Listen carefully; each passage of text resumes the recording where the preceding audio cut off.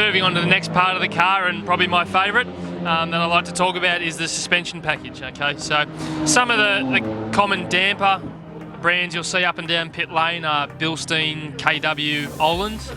The Alfa runs a Bilstein MDS shock absorber two-way adjustable. So we've got 10 clicks to change on the bump, 10 clicks to change on the rebound.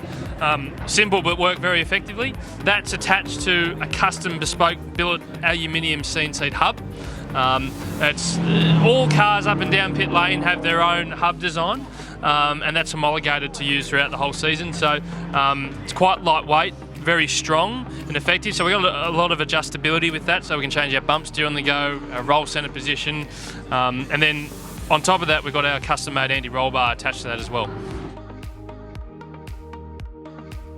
Now moving on to the rear of the car, and what surprised me about a lot of the cars I've seen in the TCR field is a lot of them are run many of the factory components. So the factory pickup points are retained in the suspension. As you can see here on the Alfa, it's got the factory hub and trailing arm assembly incorporated into one.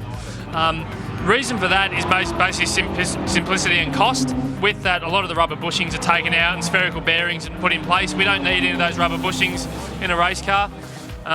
So surprisingly, the rear of these cars are very factory orientated. So with that as well, same again on the rear as we had at the front. The anti-roll bars custom made and put in place. And apart from that, that's really what we got with it. Different grip levels, different tracks require different setups, and some of the common things will change, which is quite easy to change, is our shock settings. If the grip's low, we might soften the shock. If we want a bit more balance, say, need a bit more front turn, we might look at softening the front bump or something like that. Ride height is another critical thing on these cars because the chassis is so stiff. The cars are very critical to ride height, so little things like that are easy to change on the fly to change the balance. We don't find ourselves needing to change shocks and springs and things like that very often. It's very, very straightforward. You don't want to reinvent the wheel with it too much. You just want to make little minor adjustments to tweak the car and get the most out of it.